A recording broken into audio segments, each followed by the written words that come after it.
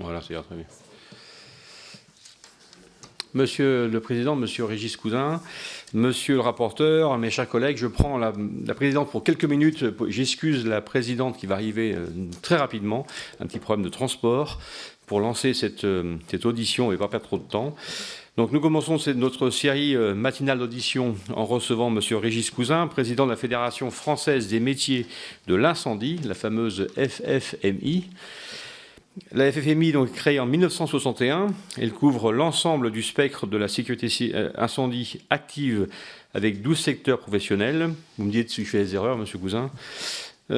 En représentant plus de 300 entreprises et 25 000 salariés au service de la protection contre les risques incendies. Je me réjouis d'entendre avec vous les représentants du secteur privé qui, nous le savons, contribuent de manière essentielle au bon fonctionnement de notre modèle de sécurité civile.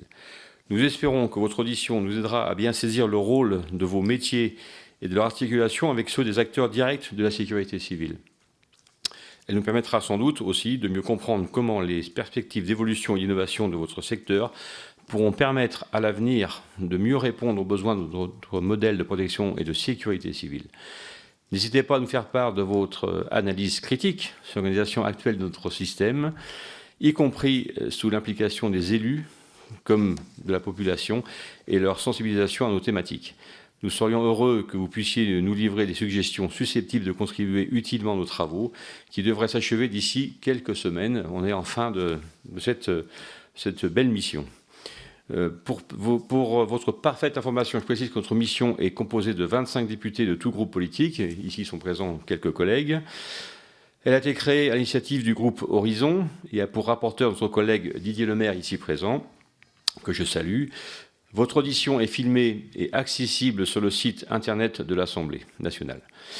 Elle fait également l'objet d'un compte-rendu et je vous remercie de votre engagement et de votre disponibilité pour participer à nos travaux. Avant de vous donner la parole, notre rapporteur Didier Lemaire va vous poser une première série de questions pour lancer les débats. Merci à vous. Merci beaucoup, Monsieur le Vice-président. Monsieur le Président, chers collègues, Mesdames et Messieurs, Monsieur Cousin, très heureux de vous entendre aujourd'hui, de pouvoir entendre votre fédération sur la mission d'information qui est la nôtre, sur laquelle nous avons déjà eu l'occasion d'échanger et sans plus attendre, parce que je sais combien le temps est compté, le temps passe vite, je me permets de vous poser la première question. Est-ce que vous pouvez nous présenter en quelques mots votre fédération depuis sa création, les membres, les activités qui leur incombent, et ainsi que la manière dont ces membres contribuent à la prise en charge des enjeux de sécurité civile dans son ensemble? Monsieur le vice-président, monsieur le rapporteur, mesdames, messieurs les députés, mesdames, messieurs, merci de m'accueillir. C'est vraiment un très grand plaisir de pouvoir venir porter aussi une voix absolument, je pense, indispensable dans le paysage français.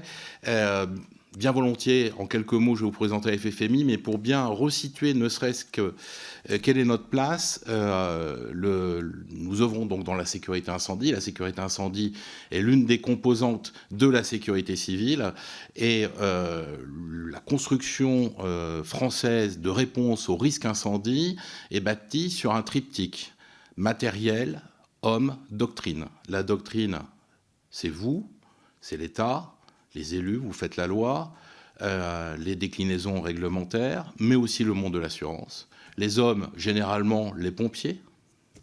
Et le matériel, on va dire, globalement, c'est nous, la FFMI. Donc la Fédération française des métiers de l'incendie, depuis une dizaine d'années, pendant 50 ans, c'était la Fédération française du matériel incendie. Comme beaucoup d'organisations professionnelles, c'est d'abord avant tout les produits et les systèmes qui se sont structurés, auxquels on a professionnalisé, je dirais, et aussi structuré la partie service.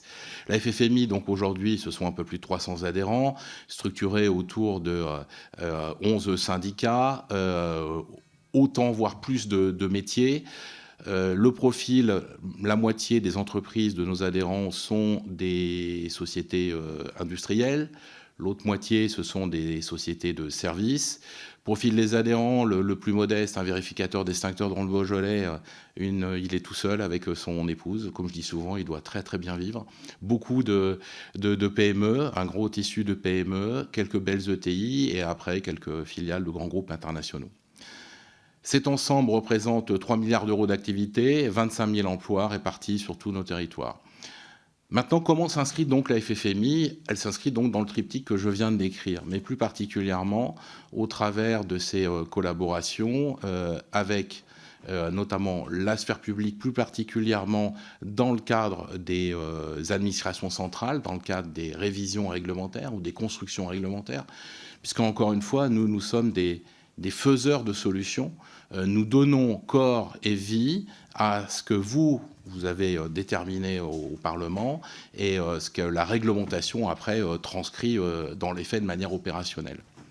Donc ça, c'est le premier point. Le second point, naturellement, notre réglementation française flèche vers des normes techniques.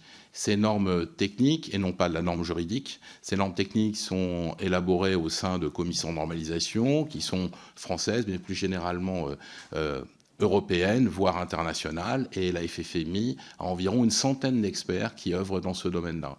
Alors ça, c'est un sujet un petit peu particulier qui est lié à l'intelligence économique, mais qui sort un peu du cadre, je pense, de la mission de sécurité civile, mais que, pour autant, il ne faudrait pas négliger.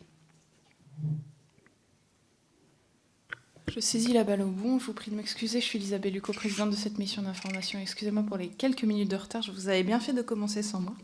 Je vais laisser le rapporteur poursuivre.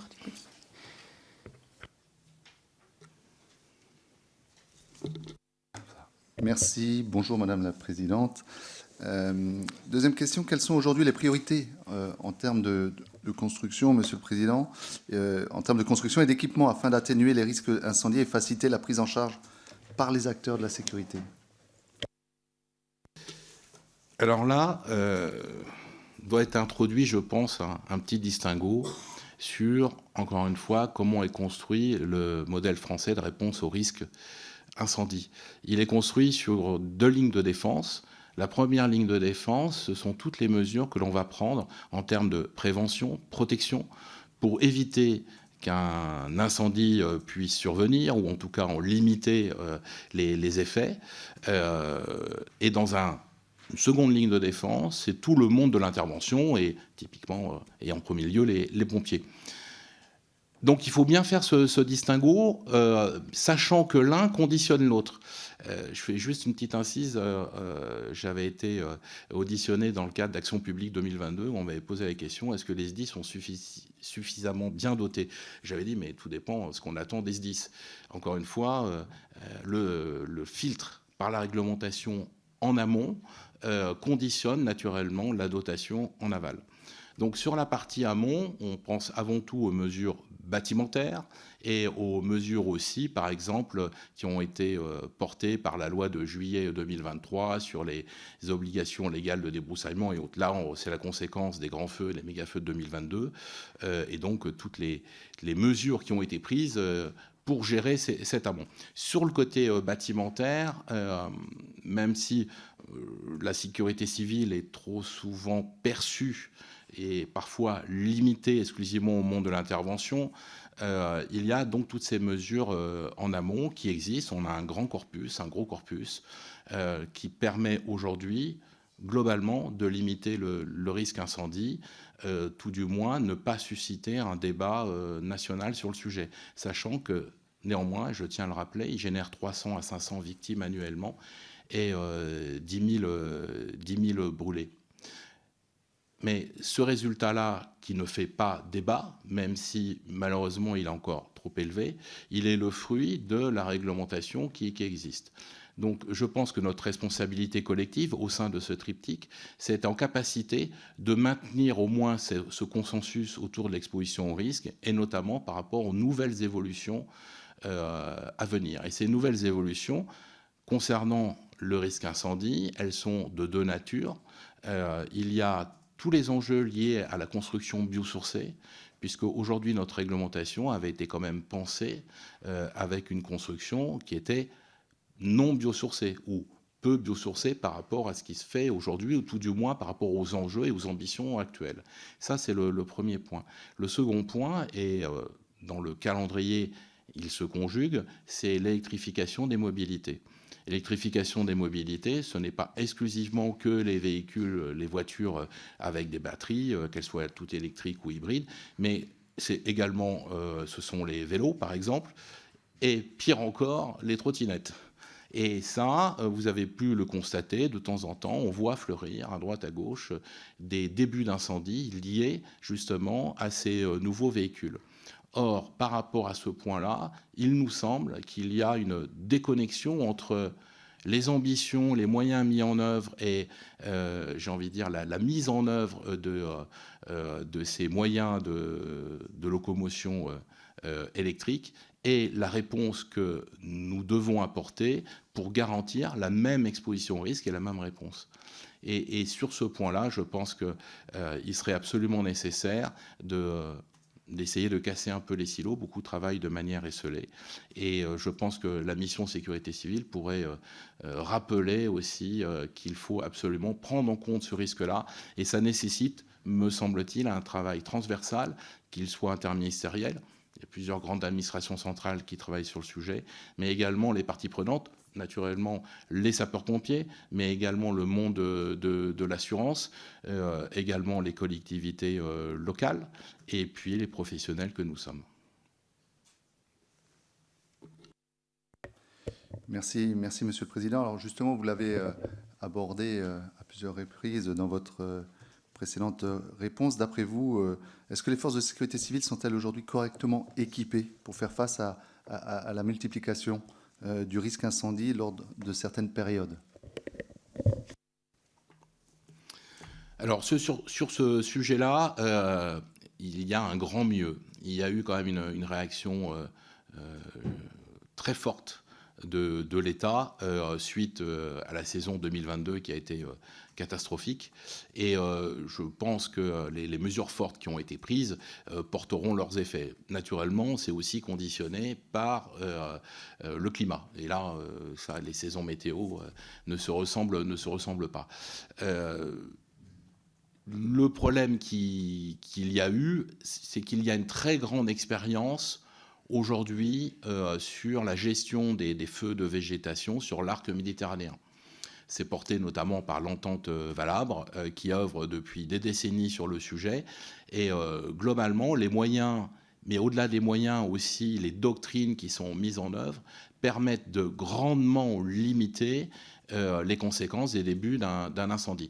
Heureusement qu'en 2022, il n'y a pas eu le pendant méditerranéen de ce qui s'est passé notamment en Gironde, mais ailleurs.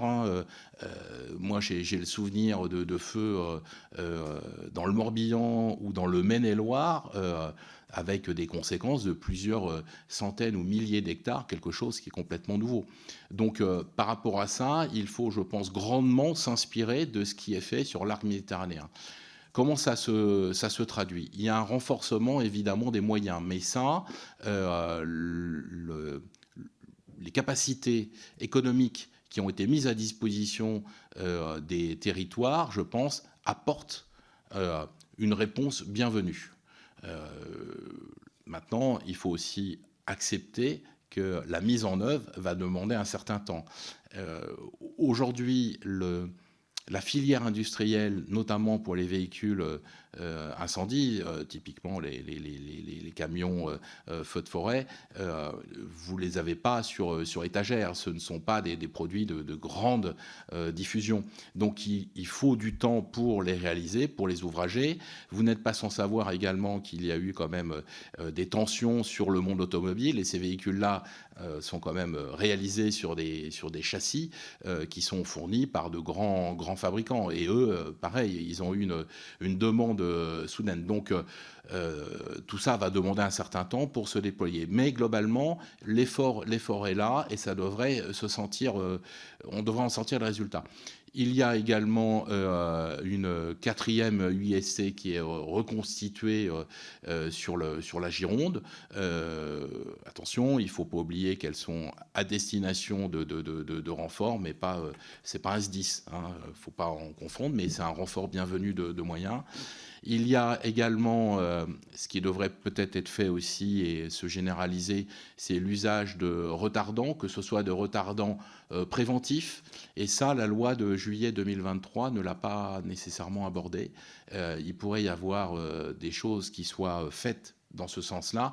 On est en capacité, je le sais au moins sur l'arc méditerranéen, de pouvoir assez bien, finement déterminer le risque incendie, avec la conjugaison de plusieurs facteurs, que ce soit la météo, le vent, la sécheresse de la végétation. De ce fait-là, on peut anticiper, c'est ce qui est fait. Il y a du guérilla armé, des prépositions de colonnes d'intervention. Je pense qu'il faudrait fortement permettre et renforcer cette capacité de transfert d'expérience. Donc, et en dernier lieu, après, c'est une histoire aussi de moyens humains. Et là, on vient sur un sujet alors qui est pas le point central naturellement de la FFMI, mais néanmoins qui nous concerne, parce qu'encore une fois, on s'inscrit dans ce triptyque. Ce sont les ressources humaines. Aujourd'hui, nous avons 250 000 à peu près pompiers, environ 40 000 professionnels, un peu plus de 10 000 militaires et un peu moins de 200 000. On n'arrive jamais à atteindre ces fameux 200 000 volontaires. L'actualité récente, en plus, apporte quelques nuages possiblement sur la capacité à ne serait-ce maintenir ce que nous avons. Et c'est cet ensemble-là, me semble-t-il, qui peut permettre une réponse adéquate. Pardon. Alors, justement, en tant que président de la Fédération française des métiers de l'incendie, est-ce que vous entretenez des échanges avec les acteurs de la sécurité, de la protection civile, afin de faire évoluer, bien évidemment, les matériels, mais également les capacités d'intervention ? Oui, tout à fait. C'est ce que je disais en propos liminaire. En fait, la force de la FFMI, c'est d'être une fédération très dynamique et entre guillemets très technique et technologique au travers de nos experts et de nos expertises. Nous sommes de forts contributeurs à la construction de la réglementation. Il y a au-delà de la réglementation également sur des guides de bonnes pratiques. C'est au travers de ces échanges avec les administrations centrales, dans des groupes de travail, mais aussi, je dirais, des échanges qui sont plus informels, que nous sommes en capacité de pouvoir contribuer, mais aussi parfois d'alerter sur des nouvelles technologies, qu'elles soient mises à disposition ou qu'elles soient accessibles, mais pas encore bien stabilisées. Parce qu'encore une fois, le risque incendie est quelque chose, la réponse a été fréquemment empirique. Et donc, il faut être très attentif sur le fait que lorsqu'on veut faire évoluer quelque chose, il faut le faire avec grande sécurité. La particularité de l'incendie, c'est un risque qui est mal perçu, voire non perçu. Et globalement, toutes les mesures que nous mettons en œuvre, elles sont généralement assez transparentes pour nos concitoyens. Par contre, dans l'extrême urgence, il faut absolument qu'on soit certain qu'elles fonctionnent. Donc, il faut toute une chaîne de sécurité en termes de qualité de fonctionnement pour s'assurer que le jour J, il n'y aura aucun doute sur le sujet. Donc, ça passe effectivement nécessairement par des échanges très fins, très réguliers avec les administrations centrales, mais également avec les utilisateurs. Je pense toute la communauté des sapeurs-pompiers, que ce soit la brigade, la BSPP, le bataillon, le BMPM ou le réseau de SDIS au travers de la Fédération nationale des sapeurs-pompiers de France.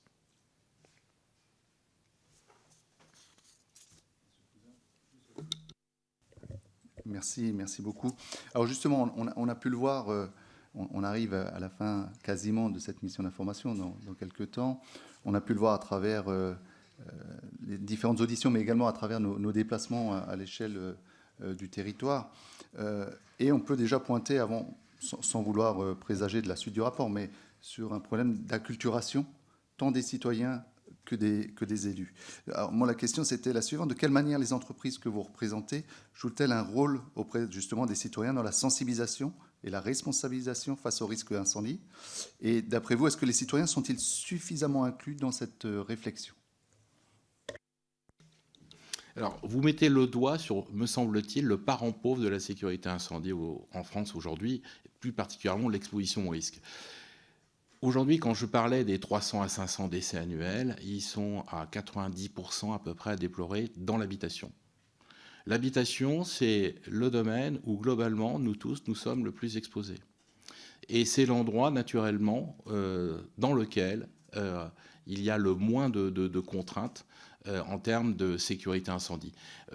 Contrairement aux établissements qui reçoivent du public, où il y a une réglementation prescriptive très très fine, avec des contrôles très forts, que ce soit lors de la réalisation des bâtiments, mais lors surtout de leur utilisation. Le monde de l'habitation, à l'inverse, est relativement peu, je dirais, contrôlé.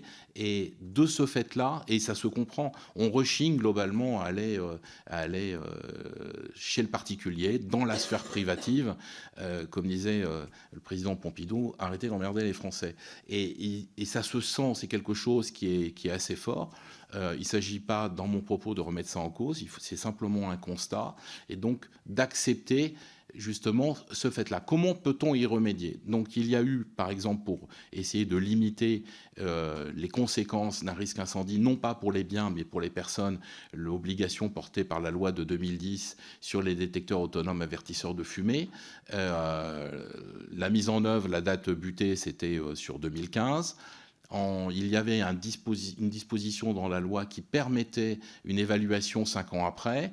Elle a été activée par Emmanuel Wargon, confiée à la DHUP, et le rapport est a priori finalisé depuis 2 ans et malheureusement toujours pas publié. Or, l'absence de publication de ce rapport, qui a priori, malheureusement, il n'y a rien, à ma connaissance, qui puisse être entre guillemets sulfureux dedans, si ce n'est un constat de voir un effritement de la dotation en détecteurs de fumée dans les logements.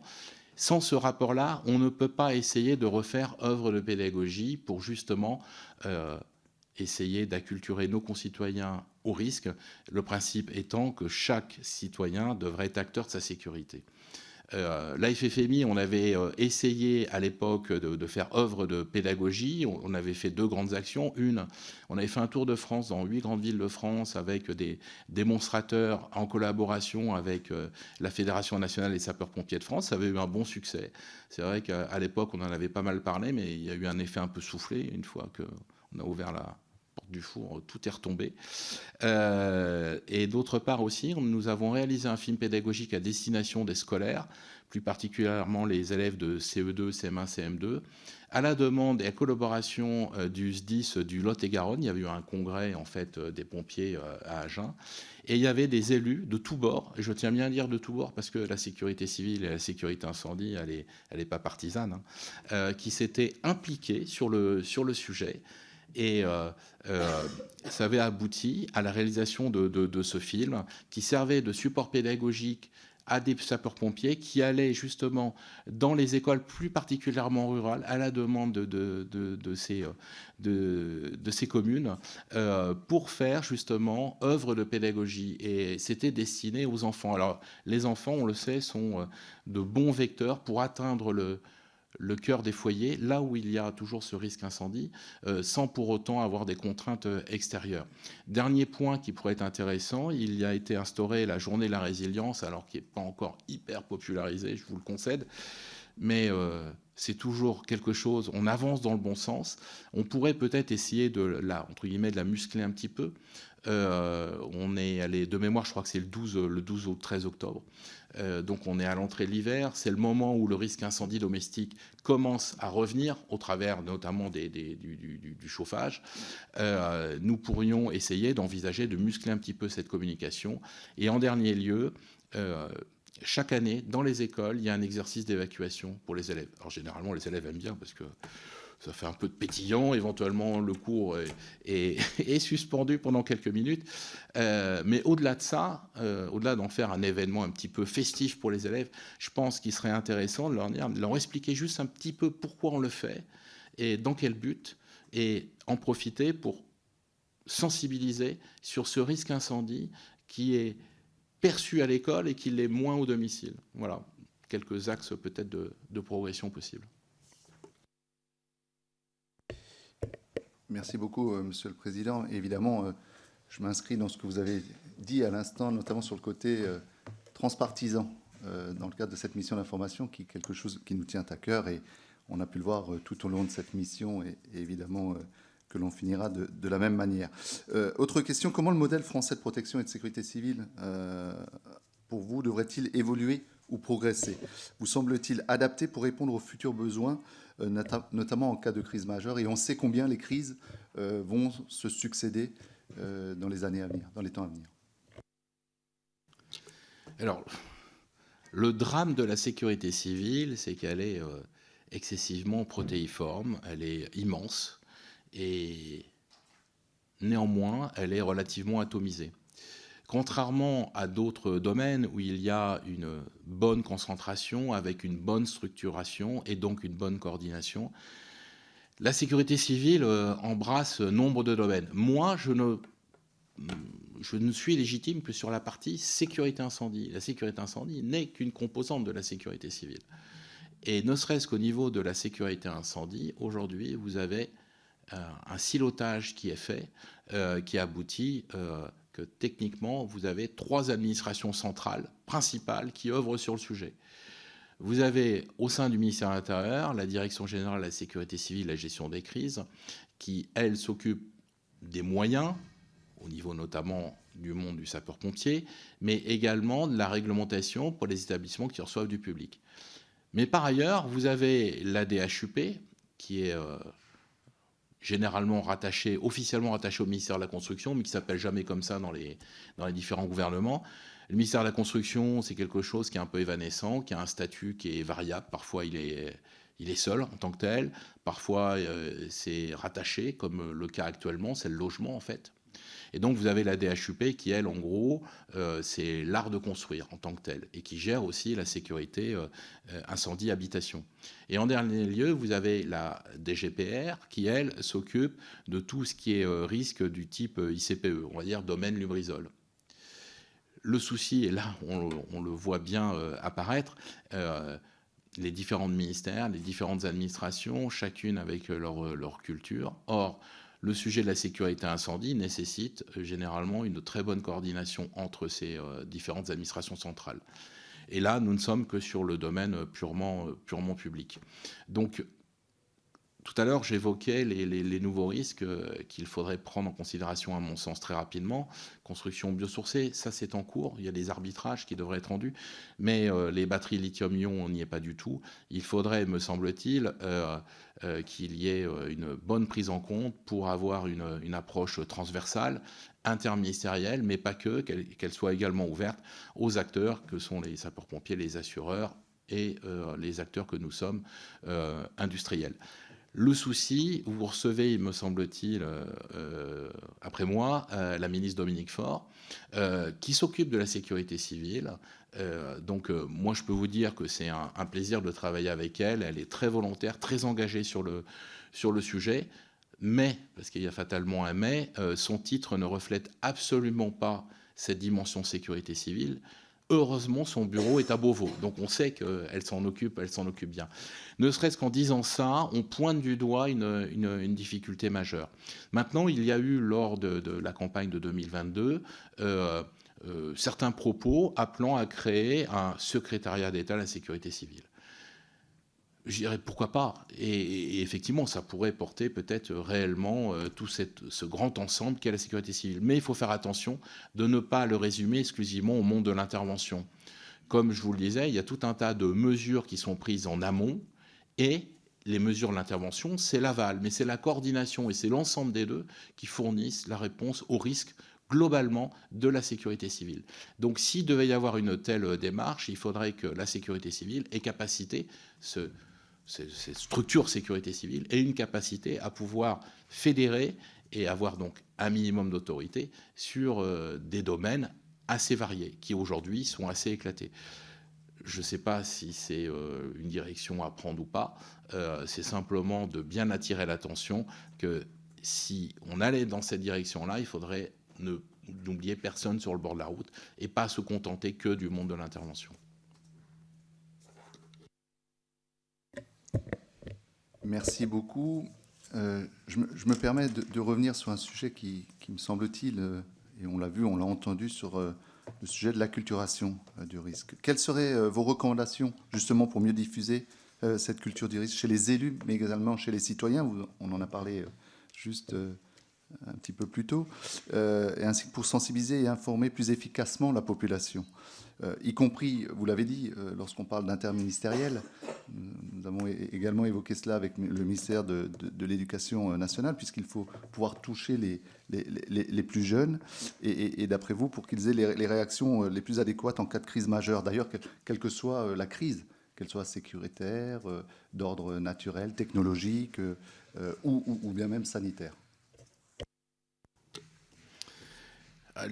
Comme je l'ai un petit peu évoqué tout à l'heure, il y a deux biais. Il y a effectivement, alors, les élus. Concernant les élus, moi je pense qu'il y a une chose qui serait très très bien. Encore une fois, je reste sur le risque incendie, mais on va au-delà du risque incendie et du secours à personne. Personnellement, j'ai eu la chance de faire une immersion pendant quelques heures à bord d'un VSAV, une ambulance pompier, au sein du bataillon des marins-pompiers de Marseille. Je peux vous dire que c'était une expérience que je recommande à tous, à toutes et tous. J'ai demandé à l'amiral qui le commande, ça remonte à 4-5 ans, j'ai dit, mais est-ce que vous avez souvent des élus qui viennent le faire? Il me dit, non, mais nous sommes absolument ravis quand des élus nous sollicitent pour le faire. On a une chance extraordinaire en France, et je le dis souvent, et je regarde plusieurs d'entre vous que je connais, parce que c'est quelque chose qui me tient à cœur, de dire qu'on a un modèle qui est quand même, certes, il est perfectible, on est bien d'accord, il doit s'adapter aux enjeux de demain, on est bien d'accord, mais il est quand même, on a une richesse en France, et que globalement, il vous arrive quelque chose de dramatique, vous allez être pris en charge, indépendamment de votre condition, de votre statut. Et ça, je crois que d'une manière générale, nos concitoyens et les élus aussi, il faut que nous tous, nous soyons conscients de la richesse de ce modèle. Donc, allez, je vous encourage à aller faire une immersion de quelques heures, et ça vous permettrait, pour ceux qui ne l'ont pas fait, de pouvoir toucher justement à toutes les interventions, et bien au-delà des interventions du monde sapeur-pompier, tout le lien social que parfois il amène, notamment dans les territoires ruraux, où là, parfois, les services publics sont moins perceptibles. Pour revenir à comment pourrait-on aussi essayer de renforcer ou d'atteindre que chaque concitoyen soit acteur de sa sécurité, moi, je crois profondément, effectivement, à la culture. La réglementation, globalement, n'est là que pour les mauvais élèves ou les étourdis ou les récalcitrants. Normalement, lorsque spontanément vous êtes convaincu, conscient que vous êtes exposé à un risque, vous allez essayer de vous en prémunir. Donc il faut faire ressurgir cette exposition, cette sensibilité au risque. Commencer par le plus jeune âge. Le monde de l'école est un bon endroit pour pouvoir véhiculer justement ces actions-là de sensibilisation au risque incendie. Comme j'en parlais tout à l'heure, nous avons fait un film pédagogique qui a été présenté à Beauvau, c'était en janvier 2017. J'avais réussi à réunir le ministre de l'Intérieur, la ministre du Logement et la ministre de l'Éducation nationale s'était fait représenter. Pour essayer de dire, vous voyez, on ne peut pas aussi tout attendre de l'État en permanence, il faut aussi que chacun soit un peu conscient et responsable de ses actes, mais faut-il encore aussi, encore une fois, aider notre population à grandir dans sa connaissance. Donc je crois que ce genre d'action de sensibilisation pourrait se développer. Appuyons-nous sur la journée peut-être du 12 octobre, appuyons-nous aussi sur l'exercice d'évacuation qui sont faits dans les écoles. Pardon. Merci beaucoup. Bon, quant à moi, je vois que le temps passe très vite et que mes collègues présents, Madame la Présidente, vont vouloir également poser des questions. Moi, du coup, j'en aurai une dernière. Nous savons combien cette mission est intéressante et passionnante et que, je vous le disais, la phase finale sera le rapport dont j'aurai l'honneur et le privilège de faire, évidemment, avec l'ensemble de la mission d'information. Auriez-vous des éléments, soit précis, soit un message à faire passer à la mission d'information avant que je puisse laisser la parole à mes collègues députés, que je puisse prendre en compte dans le rapport? Alors oui, j'ai une mesure d'optimisation des efforts et du temps de chacun. ça avait été présenté dans le livre blanc la FFMI sur les propositions pour 2022. Malheureusement, ce n'est pas encore réalisé. Il y a une structure qui existe, qui est le Conseil supérieur de la construction et de l'efficacité énergétique, le CSC2E, qui a vocation à justement pouvoir apporter un œil expert sur tout ce qui concerne la construction. Or, au sein du CSC2E, il n'y a aucun acteur de la sécurité incendie en tant que tel qui est représenté. Et je pense que ça, c'est une erreur profonde. On a pu l'expérimenter lorsqu'il y a eu la loi ESSOC, et qui n'était encore qu'un projet. Ce texte-là est passé au sein du CSC2E et n'a pas suscité d'alerte sur la dangerosité de la rédaction première de ce texte-là, qui visait à offrir une alternative à la réglementation actuelle, notamment sur la sécurité incendie. Or, la sécurité incendie, comme je l'ai dit, c'est quelque chose d'empirique. C'est le fait d'expérience, dramatique à chaque fois. Je ne veux pas tomber dans ce domaine-là, mais c'est une réalité. Donc, il faut, à chaque fois que l'on touche aux obligations réglementaires sur la sécurité incendie, il faut le faire avec beaucoup de prudence. Il ne s'agit pas de scléroser le système. Au contraire, il faut le faire vivre. Mais il faut le faire vivre avec beaucoup de clairvoyance. Et la présence d'un représentant du monde de la sécurité incendie au sein du CSC2E me semble absolument, absolument indispensable. Et cette présence serait précieuse aussi bien pour maintenir ce niveau de sécurité, mais aussi pour optimiser le travail du Parlement, pour éviter éventuellement des débats qui auraient pu être traités bien en amont. Dernier point aussi, et normalement c'est quelque chose qui a été entendu, les Anglais, suite au dramatique incendie de la tour Grenfell, ont introduit un module de sécurité incendie dans la formation initiale des architectes. Si je vous le dis, c'est qu'a priori, nous, je pense que c'est un point de progression qui pourrait aussi être fait.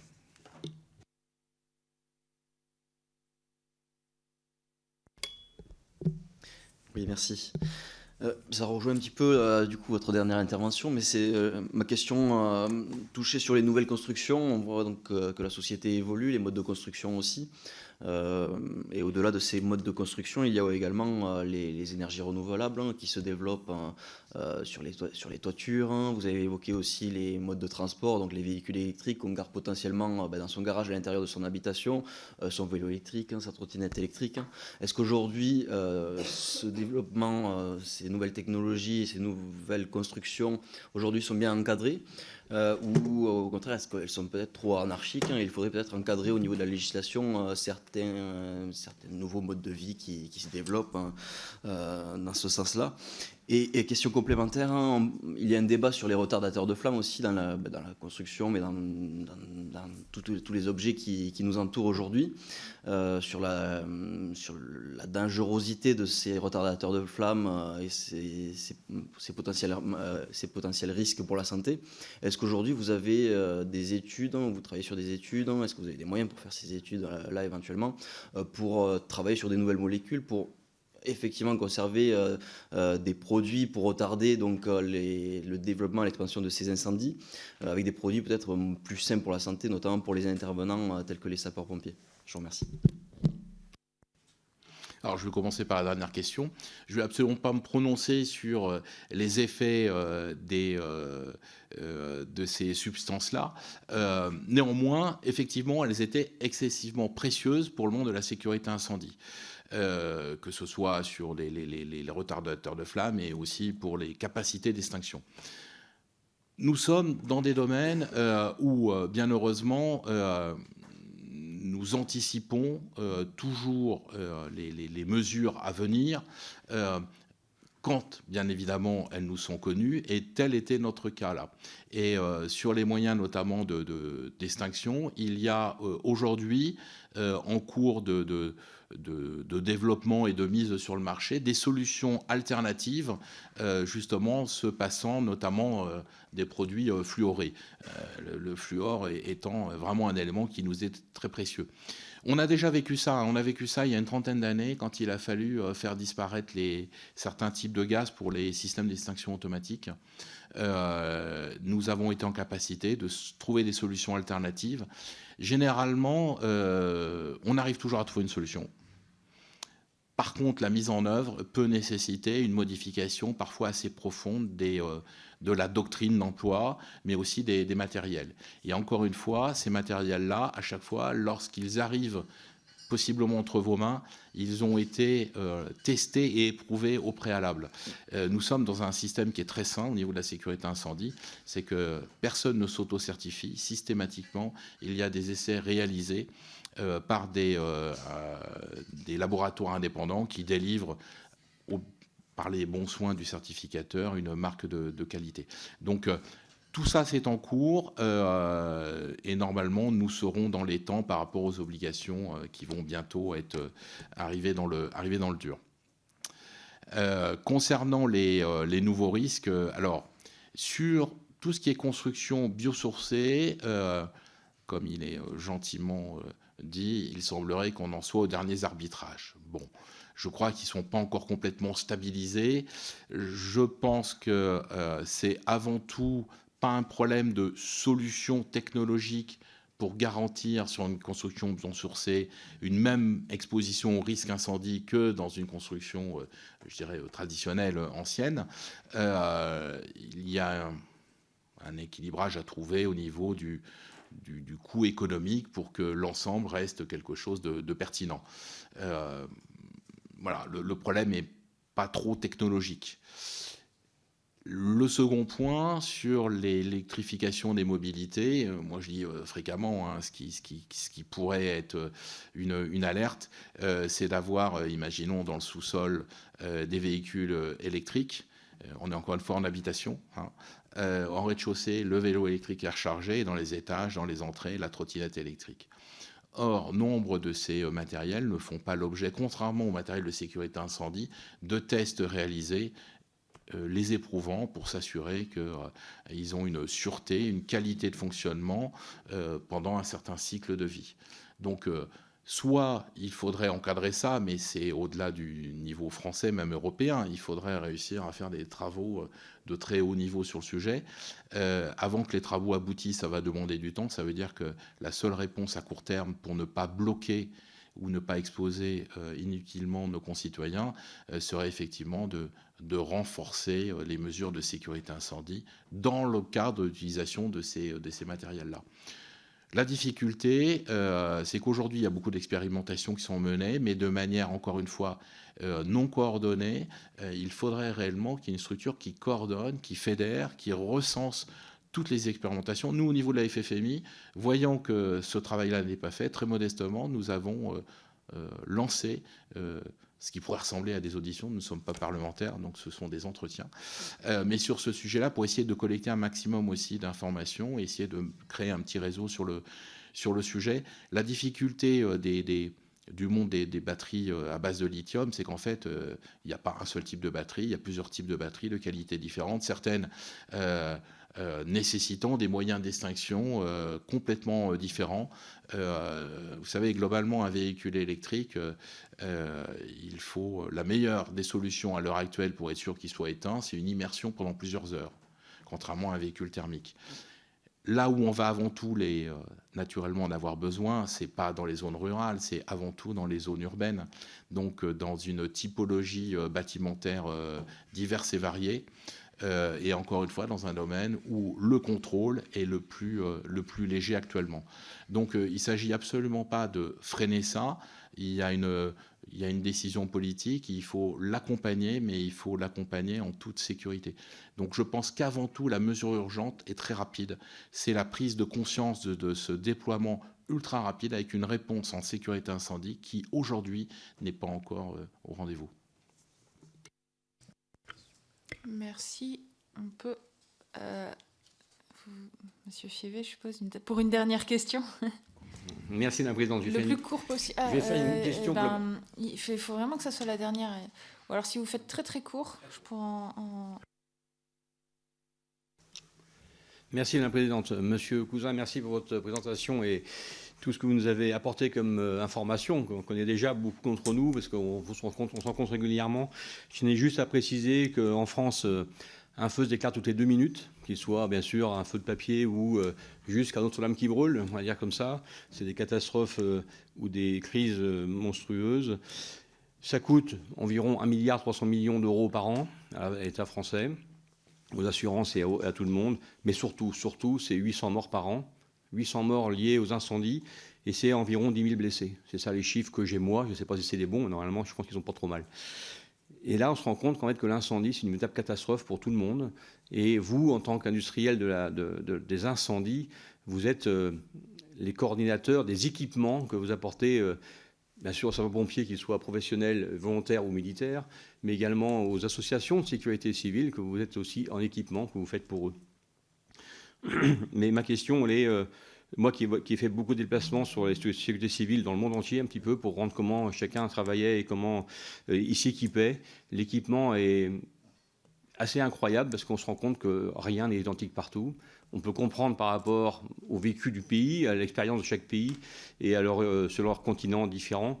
Mais on voit seulement sur l'Union européenne que les normes sont toutes différentes. Et même en France, on voit que nos pompiers de Paris, de Marseille ou pompiers de nos départements n'ont pas les mêmes équipements et les mêmes normes. On va prendre simplement le raccord de tuyau, simplement. Et on se dit, mais pourquoi en France, déjà, on n'arrive pas à avoir un tuyau, un raccord identique ? Et c'est à la base de toutes les incendies, en fait, pour que les pompiers puissent coordonner et travailler ensemble. Même si c'est vrai qu'on ne va pas forcément se mélanger, parce que chacun dans son secteur. Mais c'est vrai qu'on peut se dire, les normes ne sont pas identiques au niveau de la France, encore moins au niveau de l'Europe, alors au niveau du monde, on n'en parle même plus. Et est-ce que vous travaillez sur cette normalisation européenne des moyens, donc que ça soit matériel, mais que ça soit également véhicule, parce qu'il faut aussi emmener nos pompiers pour éteindre les feux le plus vite possible, dans les meilleures conditions, avec des véhicules adaptés. C'est votre rôle aussi, vous, industriels. Et pour finir, pour ma question, parce qu'elle est trop longue, vous savez que je suis très impliqué sur les véhicules électriques et les sapeurs-pompiers mettent un temps fou à s'équiper en véhicule électrique aujourd'hui. Un département vient d'équiper une première ambulance électrique pour tester. C'est depuis cette semaine. Les Yvelines, ça fait déjà 1 an qu'ils travaillent dessus. Pourquoi est-ce que les pompiers mettent autant de temps à s'équiper en véhicule électrique, à motorisation électrique ? Le coût, on peut dire que ça coûte cher peut-être, mais le rapport financier à côté, on a déjà changé là-dessus, est intéressant parce qu'ils ne consomment plus de carburant. Et donc derrière, on peut se dire qu'ils pourraient gagner un peu plus d'argent quand même pour gérer leur budget qui est bien sûr très compliqué en ce moment. Je vous remercie. Ma question est très courte, très vague, mais je fais au plus vite, mais à chaque fois que je me fais disputer, j'ai trop de questions. Eh oui. Je vais laisser Madame Antoine poser tout de suite sa question et je vous demanderai une réponse concise, s'il vous plaît. Oui, merci Madame la Présidente. Ma question va être très concise. Vous avez insisté sur la prévention des particuliers. La prévention des entreprises est tout aussi essentielle et on sait bien qu'il y a la nécessité de cibler les secteurs qui sont accidentogènes avec des difficultés aussi pour les entreprises de pouvoir s'assurer. Alors, selon vous, comment organiser encore la prévention des risques des entreprises, et ce, de manière efficace ? Alors, au niveau des entreprises, ça rejoint quand même globalement une absence, on va dire, de bon niveau de sensibilisation au risque incendie de nos concitoyens. Parce qu'avant d'être dans une entreprise, on est tous, je dirais, un citoyen du pays et on n'est pas conscient dans son domaine privé du risque incendie. On l'est assez mal aussi sur le domaine professionnel. Dans ce domaine-là, nous avons au sein de la FFMI un syndicat qui s'occupe plus particulièrement de la formation professionnelle sur le sujet. Ça découle aussi, comme bien fréquemment, exclusivement, lorsque le risque est non perçu, d'un petit coup de stimulation. La stimulation venant, dans ce cas-là, de la réglementation ou soit du monde de l'assurance. Et en l'occurrence, dans le monde de l'entreprise, c'est fréquemment plutôt le monde de l'assurance qui est le premier prescripteur en termes de mesures incendie. Ça veut dire que là où il y a un risque incendie, l'assureur va être attentif et va demander que de nombreuses mesures soient prises et mises en œuvre, que ce soit en termes de dotation de matériel, mais aussi en termes de culture, de formation au risque incendie. Là où le risque incendie est beaucoup plus faible, naturellement, cette préoccupation n'est pas forcément la plus forte. Je ne sais pas si j'ai répondu à votre question sur le sujet. Concernant après sur les aspects de normalisation, alors là, il est très vaste. Là, je ne vais pas du tout être bon dans le timing, donc je vais essayer de faire le plus court possible. Il y a 2 éléments à prendre en considération. Il y a la normalisation, entre guillemets, technique, où il y a consensus sur l'utilisation d'un matériel quel qu'il soit. Et après, il y a l'utilisation qu'on en fait, qui est soit harmonisée au niveau européen, soit au contraire, qui est liée profondément à la culture de chaque pays et la structuration du risque incendie de chaque pays. Je vais essayer de l'illustrer de 2 manières relativement simples. Vous prenez par exemple les diffuseurs sonores, ceux qui vont vous diffuser le fameux signal d'évacuation. Le diffuseur, ça fait 20 ans qu'il doit répondre à une norme européenne. Donc, on a standardisé avec un bon niveau de qualité. Bien évidemment, avant qu'il soit mis sur le marché, il doit subir des tests. Et à l'issue de ces tests, le certificateur donnera ou pas le certificat pour permettre la commercialisation. Le son, lui, reste purement national. Donc, vous avez un matériel qui est, lui, harmonisé européen. Le son reste national. Chaque pays a son propre son d'évacuation. Après, la structuration des secours. En France, systématiquement, vous avez, on parle encore du téléphone public pour faire l'appel d'urgence devant les centrales de sécurité incendie, détection incendie, mise en sécurité incendie d'un bâtiment. Vous avez nécessairement un opérateur. Quelqu'un. Alors ça peut être le chef d'établissement. Si l'établissement est un peu plus important, vous allez avoir des équipes dédiées à la gestion de ces matériels-là. Il y a d'autres pays où il y a directement un lien vers les casernes de pompiers. Ce n'est pas le choix qui a été retenu. Donc nécessairement, pour la France, nécessairement, cette gestion du risque amène obligatoirement une différenciation pays par pays, par rapport à notre histoire, par rapport à notre structuration. J'en termine sur le point au niveau de la dotation des SDIS et du découpage territorial. Il y a un choix qui a été fait de laisser la liberté à chaque département de pouvoir déterminer par rapport à ses ressources, qu'elles soient naturellement économiques, mais je pense aux ressources humaines aussi, au maillage territorial, de pouvoir doter aussi son SDIS avec les matériels les plus adaptés. En contrepartie, la finesse de la réponse nécessite une réponse aussi, je dirais, détaillée de la part du monde industriel. Et j'en termine. Merci beaucoup, c'est parfait. On va devoir enchaîner avec la ministre qui a une contrainte en plus à 11h30. Enfin, on a déjà un peu dépassé d'ailleurs. N'hésitez pas à nous envoyer une contribution écrite si vous voulez compléter vos réponses ou aborder d'autres sujets qui n'auraient pas été abordés aujourd'hui en réponse au questionnaire ou à tout sujet qui vous paraîtrait important d'aborder.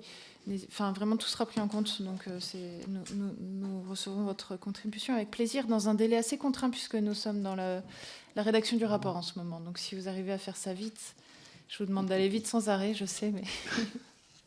Écoutez, ça sera... Merci à Madame la Présidente, merci à vous toutes et vous tous pour votre écoute. Juste un petit point, je le montre à l'écran, œuvre pédagogique, responsabilité du chef d'établissement, il n'y avait aucun ouvrage sur le sujet, la FFMI a réalisé ce document-là. Voilà. Mais parfait, n'hésitez pas à nous envoyer aussi vos références. Merci beaucoup pour votre temps. Merci à vous.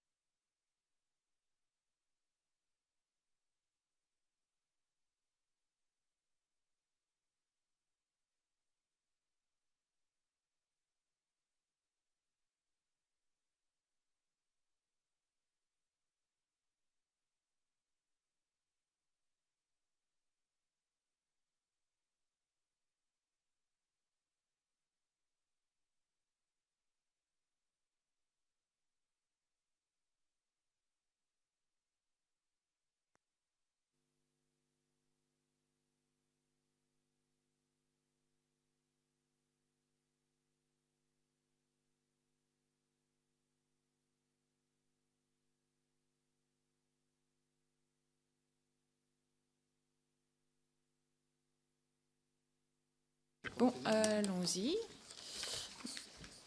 Merci. Madame la ministre, c'est bon pour vous? C'est bon. Monsieur le rapporteur, chers collègues, je tiens avant tout à vous remercier, Madame la ministre, de votre présence parmi nous ce matin, vraiment.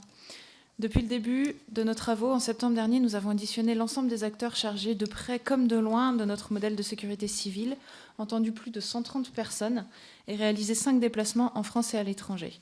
Cette audition devait être la dernière de notre mission d'information et c'est un honneur pour nous de conclure ces travaux avec vous. Je ne serai pas très longue afin de nous permettre d'entrer rapidement dans le vif du sujet. J'ai bien noté que nous devons tenir notre timing. Permettez-moi juste de vous rappeler une dernière fois que notre mission d'information, initiée à la demande du groupe Horizon, est rapportée par mon collègue Didier Lemaire, qui est à mes côtés, mais que vous connaissez bien, et que toutes les composantes politiques de notre Assemblée y sont représentées. C'est un point important tant ce sujet nous est apparu à bien des égards de nature à dépasser les clivages politiques habituels. Et la présence de mes collègues le prouve d'ailleurs. Cette audition fait, comme l'ensemble de celles que nous avons menées, l'objet d'une captation vidéo. Un compte-rendu de nos échanges sera par ailleurs élaboré et annexé au rapport que nous rendrons sous peu. Je vous propose sans plus tarder de céder la parole à notre rapporteur et merci encore pour votre présence à ces temps d'échange. Je ne doute pas qu'il sera très fructueux. Merci Madame la Présidente. Madame la Ministre, Mesdames et Messieurs, chers collègues, tout comme la Présidente, je tenais à vous remercier sincèrement de nous accorder du temps dans le cadre de la finalité de cette mission d'information, puisque le rapport est bientôt, en tous les cas, en cours d'écriture. Et je connais votre attachement, Madame la Ministre, sur les sujets de la sécurité et de la protection civile, pour les avoir évoqués déjà à plusieurs reprises avec vous. Alors, je me permets de vous poser d'ores et déjà la première question sur les moyens humains et matériels de notre sécurité civile qui ont été renforcés, notamment dans le cadre du pacte capacitaire. Comment ces moyens évolueront-ils dans les prochaines années? Quel rôle l'État jouera-t-il dans l'accompagnement de cette évolution? Comment l'État peut-il contribuer à armer les SDIS les moins bien dotés? Car nous savons que les services départementaux d'incendie et de secours, en fonction de leur catégorie, n'ont pas forcément les mêmes moyens. Et comment pourront-ils faire face au risque de rupture capacitaire en cas de crise simultanée?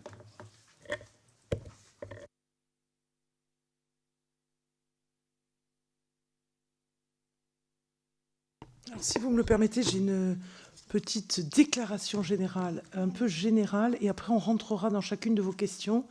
Mais ça me permet, compte tenu de la contrainte que nous avons, de traiter un peu tous les sujets, que vous ayez une vision sur la façon dont le ministère porte ce sujet. D'abord, vous remercier, Madame la Présidente, Monsieur le rapporteur, Mesdames et Messieurs les députés.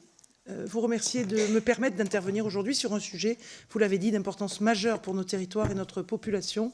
La protection et la sécurité civile sont, vous l'avez dit aussi, des priorités de notre gouvernement. Elles s'incarnent aussi bien par sa mobilisation dans le cadre de la gestion de crise que dans l'effort permanent d'adaptation de notre modèle d'organisation. C'est aussi le sens de votre première question.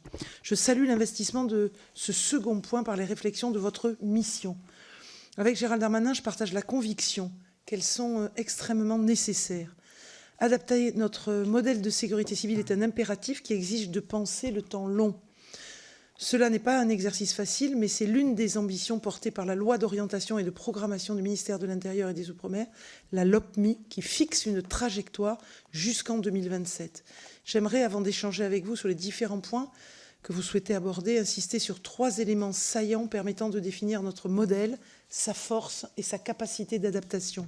D'abord, rappeler la capacité de réponse immédiate de la sécurité civile aux défis des grands feux de l'été 2022, cette année hors norme.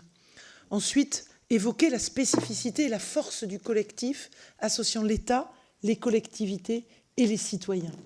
Et ensuite, et pour finir, envisager avec vous des pistes pour l'avenir et interroger notre capacité à nous réinventer. Le point 1, c'est cette saison feu 2022 qui a défié la solidité de notre modèle et nous avons su en tirer des enseignements immédiats. Le gouvernement, que ce soit au travers de la LOPMI ou des différents budgets, a pris en compte les cruels enseignements des dernières crises et évidemment nous pensons à la saison en enfer, pour reprendre l'expression du président de la République lorsque celui-ci évoquait l'été 2022. C'est 72 000 hectares qui ont été incendiés, 6 fois plus que la moyenne des 10 dernières années dans 50 départements. On regretta alors 2 décès parmi nos sapeurs-pompiers. Cette saison fut tout à la fois un choc, un avertissement et ce que j'appelle un stress test pour notre modèle. Celui-ci a tenu, si le coût a été élevé, la nation a résisté.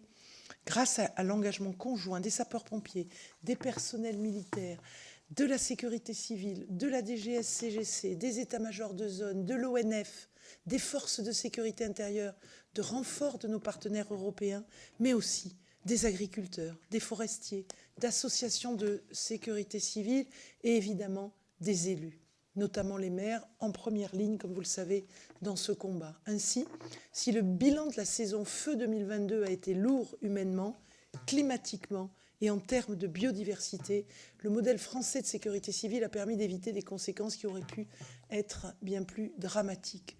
La mobilisation est donc réelle, à la fois au niveau national et au niveau local. Au niveau national, le budget de la sécurité civile a augmenté de 60% ces 6 dernières années. La flotte aérienne est renforcée.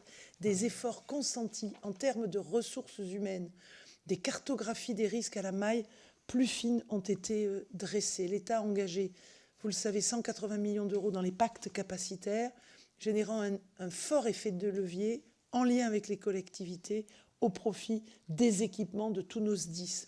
Au niveau local, les schémas départementaux d'analyse et de couverture des risques ont été adaptés par une évaluation des spécificités de chaque territoire. Ce travail se traduira par des investissements mieux ciblés de chaque SDIS, tant en matériel qu'en termes de formation ou d'organisation.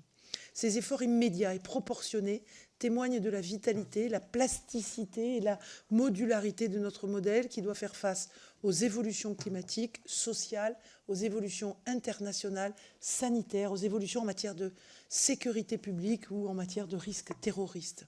Comme vous le voyez, j'associe dans ce satisfecit autant le niveau national que le niveau local. L'articulation et la complémentarité des deux échelons est un des axes qui fait l'objet du second point que je vous ai présenté en introduction. Point 2. Notre modèle associe l'État, les collectivités et l'engagement citoyen. Les collectivités, évidemment, via les SDIS et le rôle des maires, comme je viens de vous le dire. À rebours de l'histoire de l'administration française, l'organisation de la sécurité civile trouve ses origines dans l'organisation citoyenne et communale. Sa structuration nationale est arrivée tardivement. C'est un des rares exemples de bottom-up, pour ce terme anglo-saxon, dans l'organisation des pouvoirs publics français. La Direction générale de la sécurité civile et de la gestion des crises, les plans d'organisation des secours, dits plans Orsec, l'École nationale de protection civile, le groupement aérien de la sécurité civile, le service d'alerte aux populations ne se sont constitués que dans les années 50. C'est à cette même époque que le ministère de l'Intérieur est formellement chargé de la préparation et de la mise en œuvre de cette défense civile. C'est ainsi qu'aujourd'hui, chaque préfet de département, directeur des opérations de secours, dispose d'un service de la défense et de la protection civile et d'un centre opérationnel départemental. Mais bien avant cela, existaient les corps communaux de sapeurs-pompiers, avant leur départementalisation. Le maire reste aujourd'hui un acteur essentiel. Il est le directeur des opérations de secours pour les interventions dites courantes et il tient à jour son PCS, son plan communal de sauvegarde. Enfin, notre modèle tient grâce à l'engagement citoyen, ça fera l'objet d'une de vos questions. Nos sapeurs-pompiers volontaires et nos associations agréées de sécurité civile ne sont pas de simples auxiliaires. Ils sont des acteurs incontournables, bien formés et réactifs. Les évolutions sociétales rendent leur disponibilité moins évidente et plus ponctuelle. Il faudra en tenir compte. Ainsi, les femmes et les hommes qui font vivre notre sécurité civile sont à la fois des agents de l'État, des agents des collectivités, mais aussi des bénévoles. Ce travail de concert s'incarne parfaitement dans la composition des conseils d'administration de nos SDIS, entre représentants du conseil départemental, des municipalités et des préfets. Et puis, point 3, pour finir cette déclaration générale, ce modèle qui a tenu face à une augmentation des risques grâce à ses spécificités, peut-il encore se réinventer ? Il faut s'interroger collectivement sur notre capacité à adapter en permanence notre organisation. Et je pense que c'est tout l'objet de votre mission dont je vous remercie. Je lirai attentivement votre rapport. Il faut nous assurer d'une agilité suffisante pour saisir toutes les innovations technologiques, doctrinales et organisationnelles nécessaires. Alors, bien sûr au niveau national et au niveau local. Au niveau national, l'État impulse des investissements et des innovations. Il renforce les moyens nationaux terrestres avec la création, vous le savez, d'une 4e unité d'instruction et d'intervention de la sécurité civile métropolitaine. Et puis, il renforce les moyens aériens. Il lance des programmes de modernisation des systèmes d'information. Il adapte le système d'alerte et d'information des populations, notamment avec le lancement de FR Alert. Il développe le réseau Radio du Futur, RRF, qui aura vocation à être largement utilisé. Il lance un projet de direction permanente de crise et de modernisation de la cellule interministérielle de crise, CIC 2.0. Ces différents efforts s'organisent selon 3 axes: renforcement des moyens, modernisation des pratiques et renforcement du positionnement du ministère de l'Intérieur comme premier acteur de la crise. Ne voyez pas là un satisfecit, c'est un sujet, un combat, cette sécurité civile qu'il nous faudra poursuivre. Et comme je vous l'ai dit, je m'appuierai sur, bien sûr, votre rapport. Au niveau local, le binôme maire-préfet a montré largement toute son efficacité. Tous les retours d'expérience nous montrent combien la gestion locale, départementale de ces événements dramatiques, qu'ils soient du quotidien ou de l'exceptionnel, est la plus efficace, le bon échelon de prise en compte. Bien évidemment, dans un certain nombre de situations, l'échelon local n'est pas suffisant. Mais la force de notre système, sa capacité de résilience, son adaptabilité vient justement de cette solidarité que l'on retrouve à tous les niveaux et qui permet de résoudre chacune des crises. Parallèlement, il convient de renforcer le mécanisme de protection civile de l'Union européenne, mis en place en 2001. Nous sommes des contributeurs de ce mécanisme de protection civile de l'Union européenne. Mais nous en sommes également bénéficiaires. Allemands, Grecs, Polonais, Roumains, Autrichiens, Italiens, Suédois sont venus nous soutenir en 2022 lors des feux de forêt. Les études en stratégie des organisations le montrent. C'est une illusion de vouloir piloter de manière centralisée le cycle du changement. Je suis persuadée qu'une co-construction des réponses aux défis de demain est nécessaire, se fondant sur des regards différents et une écoute des retours du terrain. Notre modèle est fédérateur, notre modèle est agrégateur, il associe plusieurs forces vives et il permet justement l'émulation et l'innovation. Certes, c'est parfois une complexité, mais c'est également une force. Il nous faut écouter les acteurs de terrain, au premier rang desquels nos sapeurs-pompiers, nos élus et nos associations agréées de sécurité civile. Penser le modèle de sécurité civile ne passera pas que par des investissements massifs, par ailleurs nécessaires et déjà initiés, mais il passera aussi par une réflexion 360 associant toutes les strates d'intervention. L'ambition est claire, gagner en résilience. Le ministère de l'Intérieur et des Outre-mer en a pleinement conscience. Le ministre en a pleinement conscience. Cet objectif rejoint celui de l'adaptation au changement climatique, porté notamment par le ministre de la Transition écologique et de la cohésion des territoires, et contribuera à résoudre d'autres problématiques telles que l'assurabilité de nos collectivités. Ce travail est, comme vous l'avez perçu dans mon propos, pleinement engagé par la Direction générale de la sécurité civile et de la gestion des crises, mais aussi le secrétariat général de la défense et de la sécurité nationale qui porte le plan national pour développer et structurer la capacité de résilience de la nation face à des événements de toute nature. Je veux évidemment saluer le travail qui est réalisé par la Fédération nationale des sapeurs-pompiers. Je suis ravie de pouvoir échanger avec vous aujourd'hui sur ce sujet d'avenir. Je vous renouvelle tous mes remerciements sincères pour le travail que vous avez réalisé. Je vous dis que je vous demande de bien vouloir excuser le fait que je devrais évidemment partir au bout d'une heure et que, à ce titre, je vous propose, si vous le souhaitez, de poursuivre dans mon ministère ou ici, si avant de conclure votre mission, vous vouliez que l'on poursuive ces réflexions, j'en serais extrêmement heureuse. Je vous dis aussi que toutes les questions que vous avez eu la gentillesse de nous poser, les 14 questions posées, il peut y en avoir d'autres évidemment dans votre groupe, mais les réponses ont été préparées et vous seront données par écrit pour que vous puissiez nourrir votre rapport des réponses que j'aurais été en mesure de vous fournir si j'avais pu rester jusqu'au bout. Voulez-vous que je réponde à votre première question ou considérez-vous que je l'ai en partie traitée ?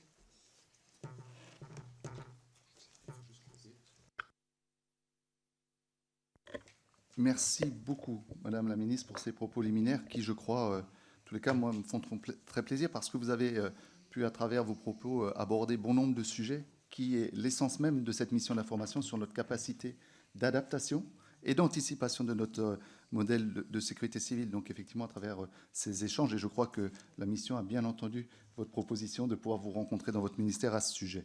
Donc sur la première question, non, vous avez été complète, ce qui m'amène peut-être à revenir sur une autre question sur le système de sécurité civile et qui est principalement financé par les collectivités locales, que vous connaissez bien.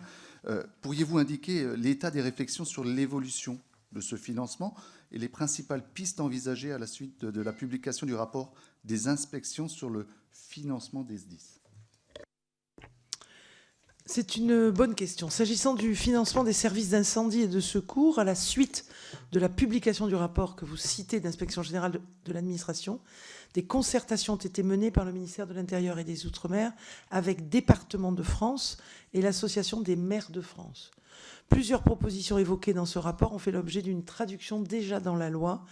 Exemple, l'exonération du malus écologique pour les véhicules des SIS et l'exonération de la TICPE notamment.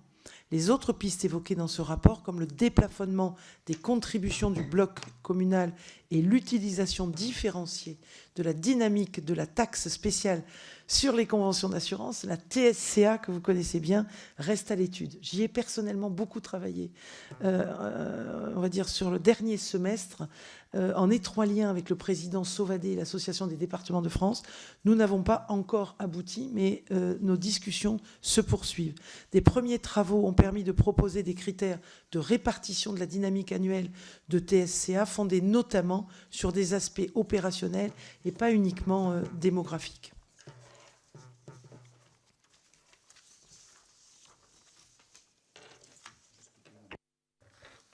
Merci beaucoup, Madame la Ministre.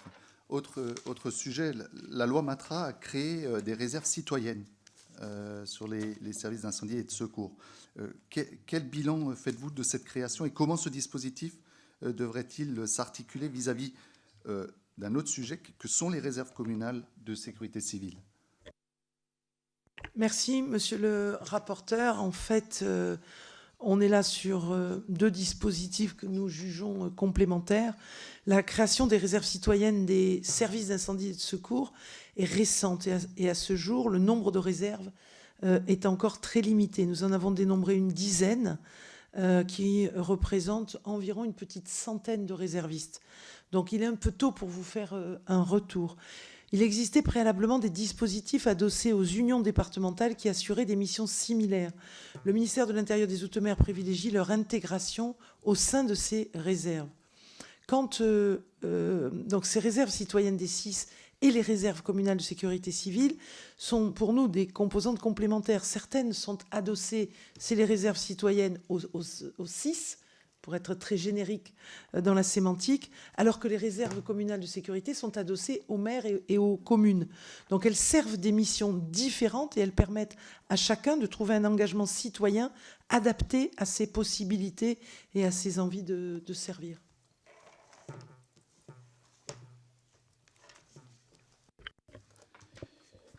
Merci, Madame la Ministre, qui m'amène à une autre question concernant les SIS dont vous parliez. Évidemment, en tant que sapeur-pompier, mais je regarde également mes collègues qui l'ont été avant d'être députés, la loi Matra a apporté de premières réponses afin de soulager les sapeurs-pompiers en matière de carence ambulancière. Quel bilan faites-vous de ces dispositions? Vous semble-t-il nécessaire d'aller plus loin, car nous pouvons entendre ici et là, notamment à travers les propos de la Fédération nationale des sapeurs-pompiers, sur les tensions que cela peut engendrer sur les services d'incendie et de secours. C'est un sujet que je connais bien, que le ministre de l'Intérieur et des Outre-mer connaît bien, sur lequel nous avons commencé à travailler avec les différents ministres de la Santé de ces derniers mois. La thématique des carences ambulancières réalisées par les sapeurs-pompiers s'apprécie de façon concomitante au travers de deux dispositifs distincts. D'abord le premier, qui est constitué par les apports de la loi Matras, et le second, par la réforme des transports sanitaires urgents. Donc les SDIS ont désormais explicitement la possibilité de différer ou de refuser les interventions qui ne relèvent pas de leur mission. Cette mesure concerne en particulier les carences ambulancières et permet de préserver le potentiel opérationnel de nos SDIS. Le deuxième, la notion de carence ambulancière est définie afin de clarifier de nombreuses situations potentiellement conflictuelles entre les SIS et les hôpitaux sièges de SAMU de la manière suivante. Les interventions effectuées par les services d'incendie et de secours sur la prescription du service d'aide médicale d'urgence, lorsque celui-ci constate le défaut de disponibilité des transporteurs sanitaires privés pour une mission visant à la prise en charge et au transport de malades, de blessés ou de parturientes pour des raisons de soins ou de diagnostic et qui ne relèvent pas de l'article L. 1424-2 sont des carences ambulancières. Donc ça, c'est une définition que je retire de la loi que vous aviez citée, la loi Matras. Une commission de conciliation paritaire est également instituée. Elle pourra être consultée en cas de désaccord sur les modalités de qualification. D'autre part, la réforme des transports sanitaires urgents a eu pour finalité de ne pas reporter sur les services d'incendie et de secours des dépenses qui ne se rattachent pas à l'exercice de leur mission et qui pèsent sur le budget des collectivités territoriales. En effet, en recentrant les entreprises de transport sanitaire urgent sur leur cœur de métier, elle doit aboutir à limiter les carences ambulancières pesant sur l'activité des SIS tout en préservant la continuité du service public. Par ailleurs, elle apporte une meilleure indemnisation des SIS grâce à un tarif national d'indemnisation des carences ambulancières. En 2023, le tarif national a été porté à 209 €. Ensuite, grâce à l'indemnité horaire de substitution de 12 € par heure pour les secteurs non couverts ou partiellement couverts par une garde ambulancière. Donc une évaluation de la réforme des transports sanitaires urgents, les TSU, sera menée en lien avec la santé à la fin du premier semestre 2024. Pour finir, les travaux de révision du référentiel SAP-AMU du 25 juin 2008 ont été initiés. Nous devons les réviser. Ce document, qui constitue la doctrine française des services publics en matière d'organisation quotidienne des secours et des soins urgents, doit véritablement être actualisé au regard des enjeux actuels et futurs en matière de prise en charge de l'urgence.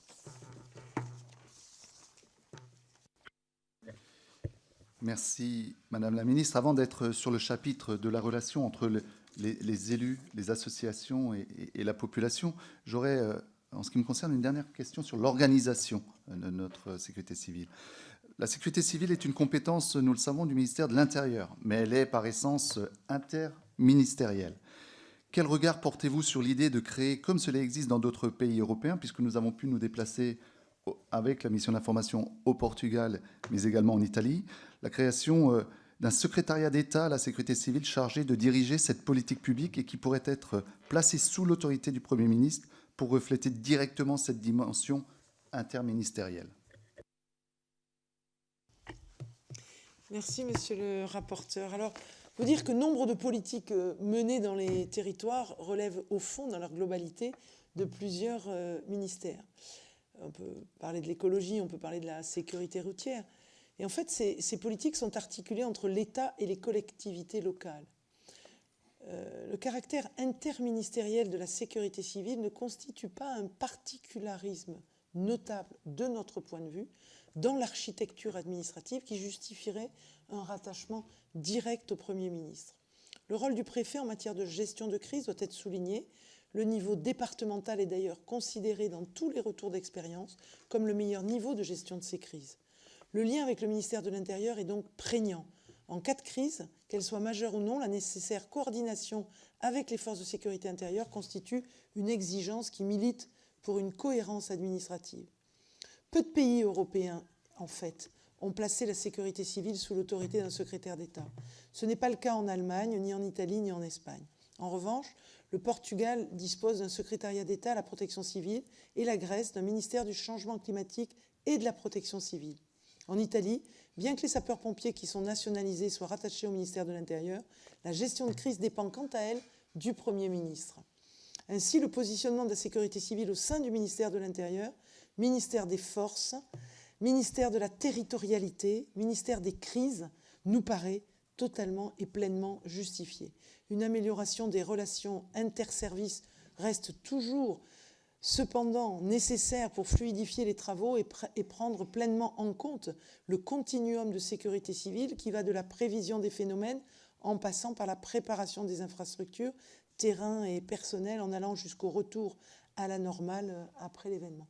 Et je pense que vous avez noté, pour ceux qui m'ont accueilli dans vos territoires lors de mes visites des SDIS, à quel point le ministre de l'Intérieur et des Outre-mer s'appuie sur moi, ministre délégué en charge des collectivités locales, pour l'accompagner dans cette mission.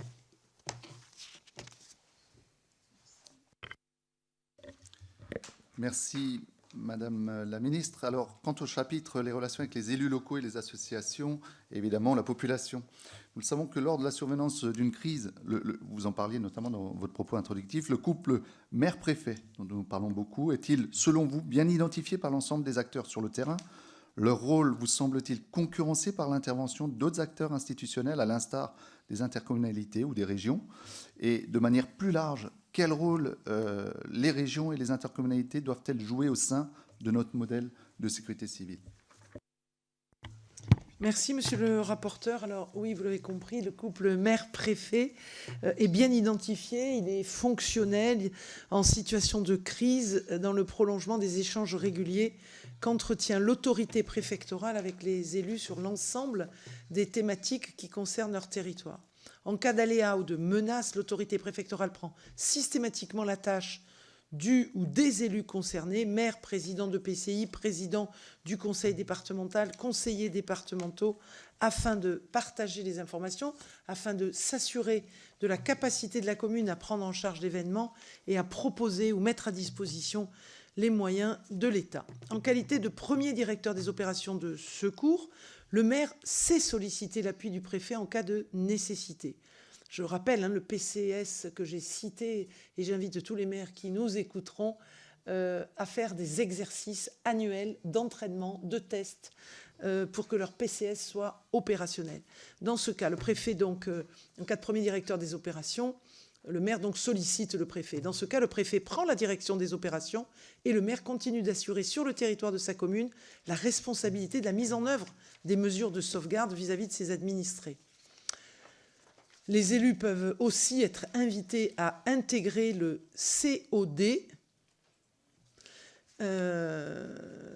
qui comprend le maire, le président du conseil départemental en cas d'événement sur le réseau départemental, ou même des enseignants ou des dirigeants d'établissements scolaires quand il y en a sur la commune. Les intercommunalités comme les régions sont aujourd'hui des appuis pour le maire comme pour le préfet. Mais la nécessité de leur accorder un pouvoir de police n'est pas apparente à l'égard de toutes les dernières crises qui ont été gérées. Si au quotidien le maire est le directeur naturel des opérations de secours, le préfet dans la gestion de crise apparaît comme l'interlocuteur le plus approprié. Les retours d'expérience de toutes les dernières crises nous le montrent.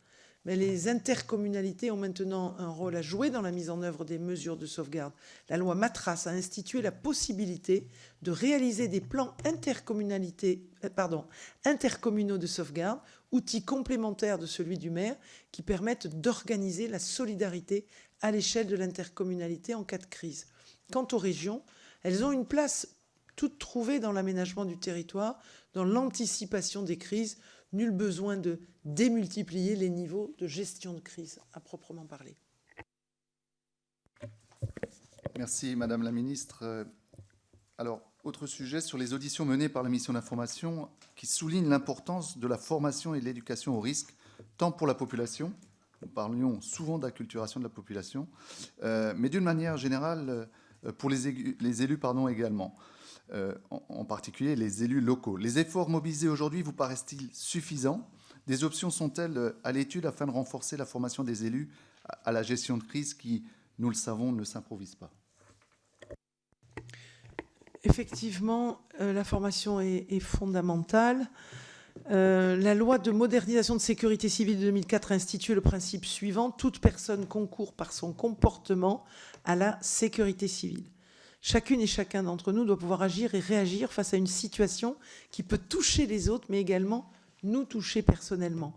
Connaître les gestes qui sauvent peut permettre de sauver quelqu'un qui fait un arrêt cardiaque, savoir comment se protéger en cas de catastrophe, permet de ne pas emboliser les services de secours en démultipliant les points d'intervention.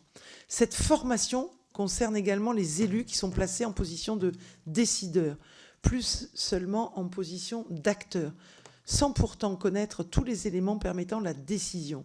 Les possibilités de formation pour tous existent, mais doivent encore se démultiplier. Les exercices réalisés dans le cadre de la mise en application des PCS sont également une source, comme je le disais juste avant, d'appropriation et de formation. Alors, des actions de formation au secourisme, le rôle de l'éducation nationale est essentiel et sans être parfait nous permet petit à petit de toucher toutes les générations qui sortent du système scolaire. Dans de nombreux départements existent aussi des actions de sensibilisation pour les élus qui sont réalisées à l'initiative de la préfecture, du conseil départemental, du service d'incendie et de secours.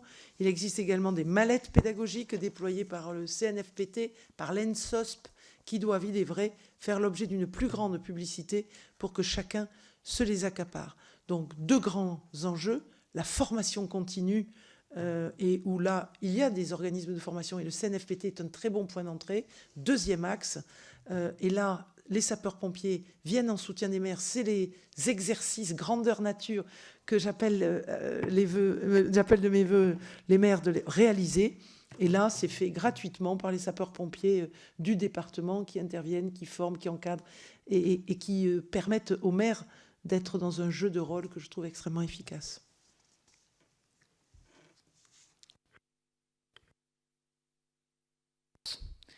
Merci. On va sortir un tout petit peu du fil du questionnaire si vous le voulez bien, parce que je vois mon collègue Fievé s'impatienter sur sa chaise. Et donc, collègue Fievé, je crois que vous avez une ou deux questions. Je vous propose de les poser d'un bloc, si ça vous va. C'est possible? Merci. Merci Madame la Présidente. Merci Madame la Ministre d'être présente avec nous aujourd'hui sur cette mission d'une grande importance pour la France et les sapeurs-pompiers et l'ensemble des acteurs de la sécurité et de la protection civile. J'ai deux questions. J'avais fait un rapport, moi, qui est sorti en 2022 sur la protection civile européenne et qui, de l'intérieur, il y avait deux petites choses qui étaient ressorties. C'était bien sûr, on va en parler juste après, c'est l'arrêt Mazdak, tout le monde en connaît, qui avait déjà alerté et inquiété énormément les sapeurs-pompiers français sur cet arrêt, sur la transformation susceptible de pompiers volontaires en travailleurs. Le président et le ministre avaient réussi à passer outre, et c'est tant mieux. Il y a quelques jours est sorti le rapport d'activité sur les sapeurs-pompiers volontaires que j'ai ici. C'est le fameux rapport de l'inspecteur général de l'administration, l'IGA, que j'ai ici, là, qui reprend justement il y a quelques jours et qui met en alerte tous les sapeurs-pompiers de France sur justement le risque de transformer les sapeurs-pompiers en travailleurs, encore également. Les conclusions vont dans le bon sens de ce rapport, et c'est vrai qu'il va falloir faire très attention. Et je pense qu'il faut évoluer, il faut que la société civile française évolue, mais il faut aussi que nos sapeurs-pompiers volontaires et le système de société civile française reste comme il est. C'est très important, et je pense que c'est un rapport qu'il va prendre en compte rapidement pour éviter que nos sapeurs-pompiers soient passés en sapeurs-pompiers volontaires, pas en travailleurs reconnus, et qui nous poseraient des très gros problèmes pour la société civile française. Je vais faire très court pour mes deux questions. Vous avez cité, je vous remercie, tous les ministres qui ont été mis en place dans différents pays pour mettre en place la sécurité civile de leur pays. Vous en avez oublié deux très importants pour l'Europe. Vous avez oublié la Roumanie. Monsieur Arafat, je salue ici, qui est un des acteurs principaux de l'Union européenne pour la sécurité civile dans son pays. Et la Suède également, qui depuis 2018 met un point d'honneur à aller partout en renfort, partout où elle est sollicitée. Elle est venue en France en 2022, comme la Roumanie d'ailleurs, pour venir en aide à nos sapeurs-pompiers français qui étaient débordés, ou qui allaient être débordés, pardon. Mes questions vont être assez courtes. Au sein de l'Union européenne, la France s'engage bien sûr régulièrement pour être présente sur toute intervention partout dans le monde, et dernièrement au Canada par exemple, où là-bas 18 millions d'hectares de forêts ont brûlé. La France y répond toujours présent, et c'est tant mieux. Et c'était une grande nouveauté en 2022 d'accueillir en France des sapeurs-pompiers au niveau du sol, des sapeurs-pompiers de toute l'Europe qui étaient venus en renfort. Mais il y a des choses qu'il va falloir aussi évoluer. Et dans ce rapport que j'avais fait en 2022 et le rapport qui est sorti là, je dis simplement ma proposition numéro 2, il fallait renforcer, en février 2022, renforcer les capacités nationales sans attendre qu'elles soient prises à défaut par une crise. Cette crise, on l'a vu en 2022, elle a été mise de côté, heureusement, grâce à l'aide des sapeurs-pompiers européens, et je m'en félicite, encore une fois, même si j'insiste beaucoup sur ce domaine-là. C'est mon domaine, la sécurité civile européenne, et je pense que la France doit encore accentuer son engagement au niveau de la sécurité civile française, en engageant plus peut-être de personnel au niveau de la MPCU, la DG ECO, pour que la France soit représentée encore plus présente, mais également un domaine qu'aujourd'hui on oublie et la France n'y engage pas du tout, et c'est malheureux, c'est au niveau de l'UPM, l'Union pour la Méditerranée. On a, sur le bassin méditerranéen, tous les pays sont confrontés à des crises majeures ou des catastrophes majeures. On l'a vu avec la Turquie, tremblement de terre, avec 52 000 personnes décédées. On l'a vu également au Maroc cet été, avec de nombreuses personnes également décédées. Et où les feux de forêt en Corse, en Grèce cet été, où ils ont évacué 30 000 personnes. On voit que le bassin méditerranéen est un bassin à risque. Et la sécurité civile équivalent ou parallèle à la DG ECO européenne ne se met pas en place. Et la France ne met pas beaucoup d'efforts à aller sur ce domaine-là. Et c'est fort regrettable. La France doit montrer son engagement sur la sécurité civile partout dans le monde et donc autour du bassin méditerranéen. J'aimerais avoir une réponse sur vous. Alors je sais que je suis un peu embêtant à ce niveau-là, mais quelle est votre vision pour que la France s'engage volontairement et avec force dans le développement de la sécurité civile de l'Union pour la Méditerranée? Je vous remercie. J'ai fait comment, la présidente? Merci, monsieur le député Fievé. Donc, plusieurs questions. La première touche à l'arrêt Piazzac. Le récent rapport de l'IGA que vous citez conforte le ministère de l'Intérieur des Outre-mer dans le fait que la majorité des sapeurs-pompiers volontaires ne présentent aucune vulnérabilité face à la directive européenne sur le temps de travail. Vous avez raison de souligner le point et il est important d'être extrêmement vigilant. Seules 2 situations peuvent mettre actuellement un SIS en situation potentielle de vulnérabilité: la réalisation à titre individuel d'un nombre trop important de gardes postés et l'utilisation forte de renforts saisonniers sans réelle limitation de durée de sollicitation et sur le principe indemnitaire classique du SPV, hors logique de CDD et de socialisation. Vous connaissez tout cela, mais c'est quand même intéressant de le rappeler. Afin de protéger les sapeurs-pompiers volontaires, il est nécessaire de mener un travail de concertation pour trouver, sans forcément passer par la voie réglementaire, les modalités les plus adaptées pour protéger ce statut qui est indispensable au bon fonctionnement de notre modèle de sécurité civile. Vous l'avez dit, je souscris, le ministre de l'Intérieur des Outre-mer souscrit. Que serait-il sans ce maillage extraordinaire que nous permet la densité du volontariat? Que serait-il sans cette capacité de mobilisation hors norme qui nous permet en plein été 2022 d'envoyer plus de 10 000 sapeurs-pompiers pour lutter contre ces terribles feux de forêt? Les recommandations qui sortiront de ce travail de concertation avec le Conseil national des sapeurs-pompiers volontaires, la Fédération nationale des sapeurs-pompiers de France et les autres acteurs institutionnels devront faire l'objet d'une mise en œuvre progressive, concertée et programmée afin d'intégrer les indispensables périodes transitoires. Ils devront précisément permettre d'éviter que l'engagement en qualité de sapeur-pompier volontaire soit assimilé à un travail au sens de la DETT. Donc il m'apparaît aussi indispensable de vous associer et d'associer tous les députés de ce groupe de travail, de cette mission, qui le souhaiteront, compte tenu du travail que vous avez fait, de toutes ces consultations que vous avez fait. Donc merci d'insister sur ce point, mais le risque est bien perçu. Alors je voudrais tout simplement vous dire à quel point Roumains et Suédois étaient associés dans ma prise de parole initiale aux côtés des Allemands, des Grecs, des Polonais, des Autrichiens, des Italiens. Je voulais le redire à quel point, et Roumains et Suédois aussi, sont venus nous soutenir. Alors les Roumains particulièrement sur le champ du système militaire et les Suédois beaucoup plus professionnalisés. Mais je crois que vous savez tout ça. Ensuite, les capacités nationales, et vous nous dites n'attendez pas les crises pour les renforcer. Et à ce titre, comment voyez-vous ce travail avec l'Union européenne, donc la sécurité civile européenne, mais aussi avec l'Union pour la Méditerranée? Alors, juste sur l'Union pour la Méditerranée, vous l'avez compris, je travaille par délégation avec le ministre de l'Intérieur et des Outre-mer. Donc, j'ai reçu récemment mais je crois que c'était le ministre grec que j'ai reçu, avec qui nous avons eu des échanges extrêmement intéressants. Et donc, je prends votre second point, l'Union pour la Méditerranée. Il y a des travaux qui existent. Vous nous dites qu'ils ne sont pas suffisants, je pense que vous avez raison. Et alors, je veux quand même vous rappeler ce qui existe, c'est-à-dire la formation des personnels. Elle est extrêmement importante. L'envoi de moyens lors de feux ou de séismes partagés, la participation au financement de l'acquisition de moyens. Mais moi, dans cet échange que j'ai eu personnel avec ce ministre grec, j'ai vu des opportunités pour ces pays du bassin méditerranéen, mais j'ai vu des opportunités pour nous. Comme vous le savez, on a ce centre à Nîmes qui pourrait relever de l'Europe, hein, qui accueille toutes nos forces de sécurité civile aérienne, avec nos Canadair, avec nos hélicoptères. Et véritablement, on porte cette ambition.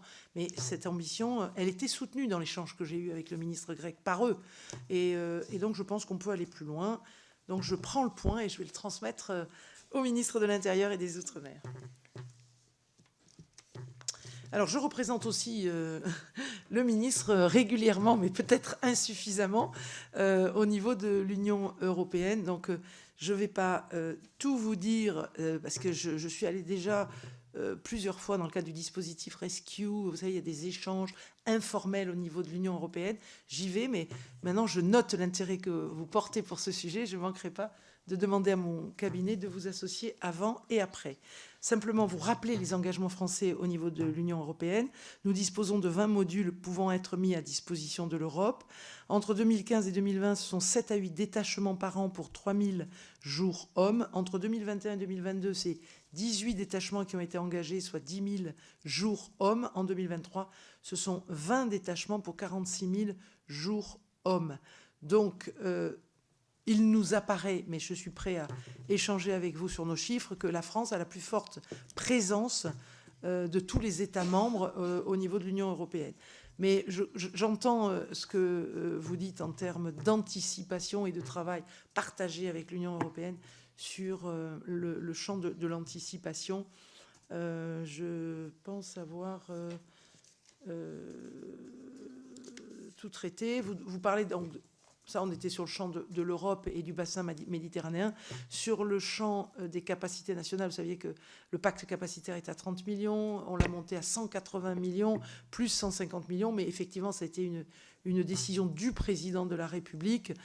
Aujourd'hui, ces crédits sont engagés, fléchés. Et donc... J'entends que vous dites qu'il ne faut pas les augmenter qu'en temps de crise. Il faut anticiper.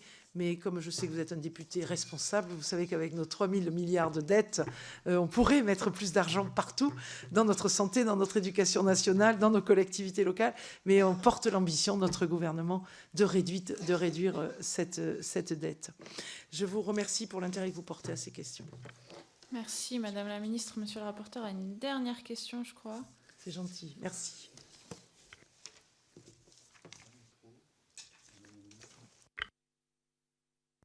Merci, Madame la Présidente. Oui, ça sera ma dernière question, Madame la Ministre.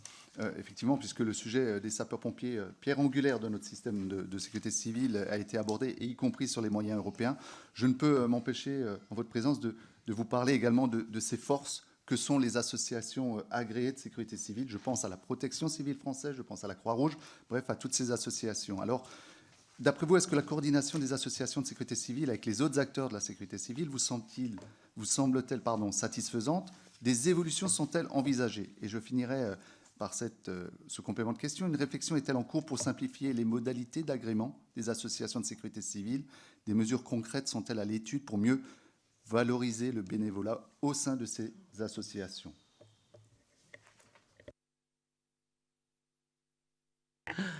Merci, monsieur le rapporteur. Donc, d'abord, vous dire que je ne manque pas, quand je visite des SDIS, d'aller à la rencontre de ces associations. Ma dernière visite était dans le Var. Je suis allée 2 fois. Et j'ai salué et j'ai vu, parce que j'ai échangé avec eux, l'efficacité de ces associations de sécurité civile. Donc la DGS-CGC assure une fonction d'animation de ce réseau. Ce réseau prévoit la signature de conventions nationales d'assistance technique encadrant les relations entre les AASC, donc ces fameuses associations, et les services de l'État, susceptibles de déclinaisons départementales qui consolident les modalités de leur engagement. Voilà, vous en avez cité quelques-unes, nationales, donc il est important que l'on conventionne nationalement, mais que ce conventionnement soit décliné à l'échelon départemental. Deuxièmement, la diffusion de dispositions spécifiques Orsec propres à certains risques particuliers qui détaillent pour certaines les conditions d'engagement des associations. Pour autant, la coordination des acteurs de la sécurité civile participe principalement de dynamiques territoriales. Parmi les instances susceptibles de contribuer à cette coordination, il y a évidemment le Conseil départemental de sécurité civile. Cette instance, d'après nous, demeure insuffisamment activée. La tendance d'ensemble est un renforcement de la coordination de l'activité de ces associations avec les autres acteurs. À une échelle plus sectorielle, le niveau d'intégration de ces associations à la réponse proposée par les services d'incendie et de secours demeure encore très variable. La loi Matras a étendu à l'ensemble du territoire national la possibilité pour ces associations de réaliser des évacuations d'urgence de victimes lorsqu'elles participent aux opérations de secours, jusqu'alors limitées aux ressorts territoriaux de la brigade de sapeurs-pompiers de Paris ou du bataillon des marins-pompiers de Marseille. On voit bien toutes ces spécificités territoriales. À ce jour, le SDIS 34, donc de l'Hérault, et 2 associations implantées localement ont conçu un engagement de ce type. Une enquête est actuellement menée par la DGS-CGC pour faire un état des lieux précis. Aujourd'hui, 14 associations disposent d'un agrément de sécurité civile délivré au niveau national. La majorité dispose de 4 agréments, les associations restantes exerçant une compétence, on va dire, spécialisée. 2 associations bénéficient d'un agrément interdépartemental au total. En ajoutant les associations nationales, les associations départementales de sécurité civile, c'est environ 600 structures locales qui maillent le territoire. Compte tenu des garanties attendues pour l'exercice des missions participant de la couverture secours santé, un parallélisme des formes prévaut pour les procédures d'agrément, quel que soit le niveau de délivrance, national ou départemental. Une association qui bénéficie d'un agrément national de sécurité civile peut intervenir sur l'ensemble du territoire. Dès lors, la question de la simplification des modalités d'agrément au niveau local des associations bénéficiant d'un agrément national ne se pose pas. Il y a bien des sujets sur lesquels nous devons encore simplifier. En voilà un, c'est déjà fait. Sur la valorisation du bénévolat au sein des associations de sécurité civile, vous dire que la loi du 25 novembre 2021 visant à consolider notre modèle de sécurité civile et valoriser le volontariat des sapeurs-pompiers et les sapeurs-pompiers professionnels, donc c'est cette loi Matras, elle marque une première avancée en matière de reconnaissance. Le texte consacre ces associations, les AASC, leurs salariés, leurs bénévoles, comme participants à l'exercice des missions de sécurité civile, aux côtés des sapeurs-pompiers professionnels et volontaires, des personnels, des services de l'État et des unités militaires qui en sont investis à titre permanent. Et donc je veux rappeler que l'article 49 de la loi Matras dispose la reconnaissance par la nation de l'engagement citoyen en qualité de bénévole de ces associations. On peut encore aller plus loin sur ce sujet ensemble, bien sûr. Une stricte duplication des mesures de valorisation des sapeurs-pompiers volontaires aux bénévoles ne peut être satisfaite. Elle doit se faire à l'aune de l'engagement de chacun et les contraintes de disponibilité, d'engagement et d'opérationnalité des sapeurs-pompiers volontaires ne sont pas comparables à celles des bénévoles de ces associations. Le rôle des bénévoles est essentiel et nous devons les valoriser, mais ne créons pas des volontaires bis. À ce stade, les mesures proposées appellent en particulier des réserves suivantes. 1. Sur le champ missionnel associé au bénéfice de certains dispositifs, l'engagement au sein d'une association ne coïncide pas nécessairement avec l'exercice de missions de secourisme ou l'amarrage de certaines mesures au principe d'ancienneté se heurte à ce stade au fait que la perte de qualité de membre d'une association ne peut être prononcée pour des motifs d'insuffisance. On a là une première différence. Une seconde, le risque d'une analogie trop poussée entre le volontariat et le bénévolat, ce sont les ressorts des 2 types d'engagement qui obéissent pour partie à des logiques très différenciées. Troisièmement, aucune étude d'impact n'a été réalisée sur les mesures proposées. Et quatrièmement, le risque reconventionnel avec d'autres associations détentrices d'un agrément national ou local qui serait délivré par l'État serait la porte ouverte à un champ qui ne le nécessite pas, d'après nous, à ce jour. Je vous remercie. Merci beaucoup, Madame la Ministre. Je crois qu'on est pile dans votre timing. Donc, merci beaucoup de nous avoir consacré ce temps. Et puis, vous pourrez tout à fait nous transmettre, ou si vous voulez nous le donner tout de suite. Ah bah, formidable, merci beaucoup. Et puis, vous aurez bien sûr une version électronique. Bah, parfait, merci beaucoup. C'est parfait. Et bien, bonne fin de journée à vous. Un grand merci.